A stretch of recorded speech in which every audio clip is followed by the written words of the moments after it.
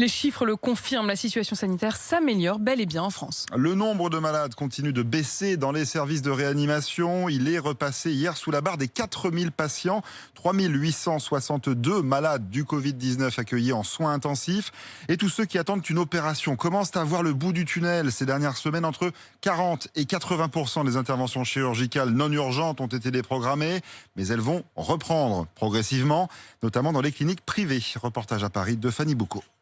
Delphine Ouzedon est concierge dans un immeuble du 16e arrondissement de Paris. Rester sur les genoux, c'est après pour se relever. La perte du poids, après, ça sera beaucoup mieux. Atteinte d'obésité morbide, ça fait 3 fois que son opération de l'estomac est reportée. Depuis le mois de septembre, je suis en consultation, que ce soit psychologue, anesthésiste. Et c'est vrai que quand on a fait tout ça et qu'on a une date et qu'à la dernière minute, on vous annule, je vous cache pas que ce jour-là, j'ai versé ma petite larme parce que j'étais vraiment très déçue. Son opération est finalement prévue le 14 juin. Tous les matins, en prenant mon petit café, j'ai mon petit papier et je barre les jours. Le rendez-vous est pris à la clinique de Bercy, à Charenton, avec le docteur Antoine Soprani. Concernant cette dernière vague, la 3e vague, un chirurgien qui opère en moyenne une vingtaine de patients par semaine en opère une dizaine. Selon lui, certains de ces patients vont devoir encore attendre. Il y a aussi du retard sur les autres chirurgies.